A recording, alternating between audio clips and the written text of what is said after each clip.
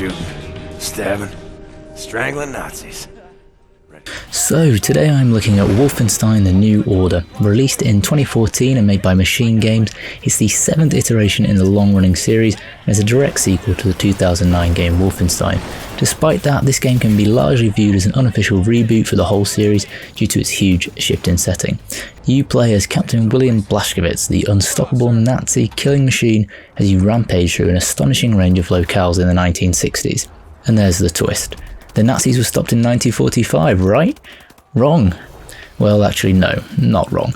But in this game, that is right. Injured during a large-scale attack against the Nazis in 1946, Blazkowicz suffers a head injury and washes up near the Polish shore and is taken in by a mental hospital where he remains in a vegetative state for 16 years. It turns out that the Nazis won the war during this period and now control everything. When the Nazis decide to shut down the hospital and start attacking the staff that have been looking after him for more than a decade, Blazkowicz snaps out of it and straight back to business. And that really sets the tone for the game.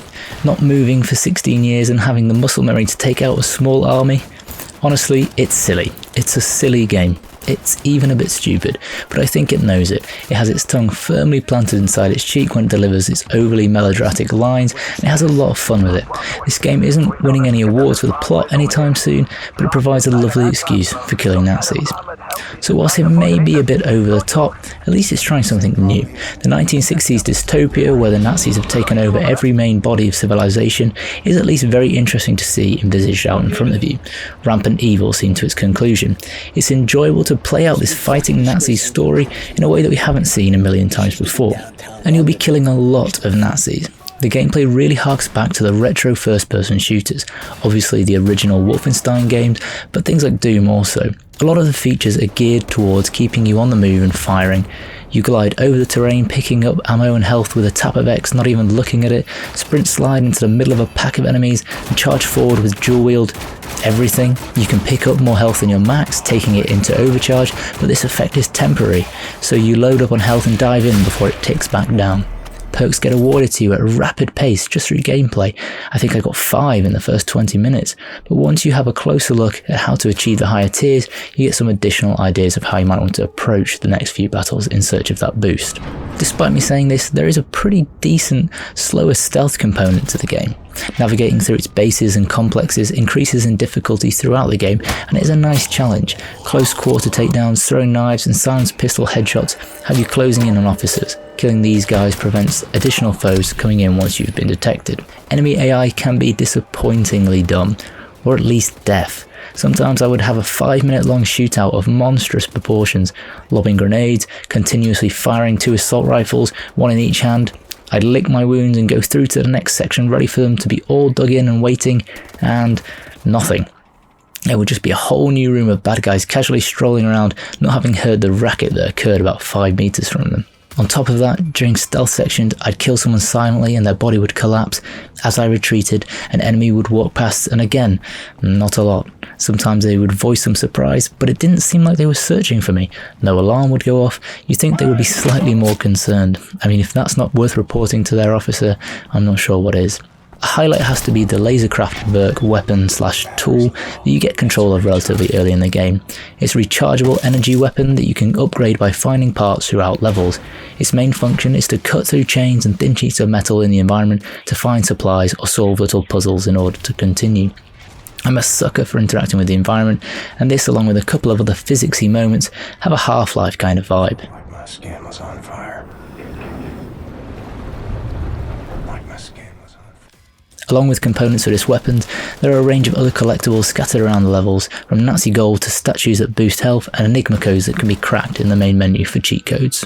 There are a couple memorable villains in the game that really do give off a sense of real evil, and their design is also great, very unsettling. Your ragtag team of allies are a colourful set of characters that amuse and feel good to belong to. However, not much time is given to character development for anyone. The evil ones are very evil, and you are a badass, and that's about it. The most meaningful relationship in the game is that of Anya, the love interest. I'd love to have spent more time learning about her and having her and Blazkowicz given more time to interact. It's hinted in the game that Anya may actually be a lot more badass herself than the desk job she was assigned to do early in the game would suggest. I'd have liked to have seen this. For a game that is pretty down the line in terms of gameplay and has varying qualities of narrative, this game has an attitude and a sense of style more than it deserves. You can feel inspirations from the likes of Saving Private Ryan all the way to heist films like the Ocean series. Moments of dark noir and early cinema cliches morph into steampunk and 2001 A Space Odyssey. It is genuinely bewildering at times, in a good way, that you're taken on such a roller coaster, literally from the bottom of the sea to the moon. And this is where the game can feel a little bit like it's lost. It doesn't take itself too seriously. It has you dual-wielding shotguns on the moon. But then suddenly it's a cutscene, the aspect ratio draws in, you monologue about some introspective, deep realization, you come out of it and you're being chased by a huge mech dog. I can see that maybe it's attempting to parody media that takes itself too seriously, but it doesn't quite land it and it feels a bit jarring. Breaking someone out of prison, discovering ancient alien-like technology, and rope swimming across London are just a few of the things that you'll be doing during your time with Wolfenstein. Unfortunately, the game isn't particularly long. I'd say depending on your ability and playing on a medium difficulty, you can get through it in around 6 to 8 hours, not particularly long in terms of content. On top of that, this is the only mode. There is no co-op mode or multiplayer of any description, which isn't a crime in itself. There are plenty of games like this.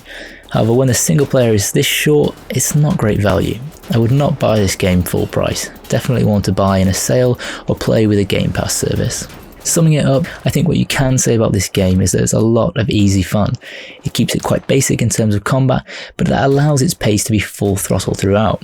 Most missions are massive set pieces that could come straight from a Mission Impossible film. Because of that, I could see people maybe finding enjoyment replaying a few of them on a higher difficulty, but other than that, this is quite a short game with little replay value. Blazkowicz as a lead is pretty one-dimensional, but at least that dimension is badass. Other than one scene where you're confronted on a choice you made and Ramona's audio logs, there's little character progression. It's very much go here, shoot this. The world and the style it's presented with is the highlight here, just don't expect too coherent a story. I give Wolfenstein The New Order a 7 out of 10. Have you played this game? What did you think? Let me know in the comments below, and if you enjoyed the video, please consider liking and subscribing. See you later.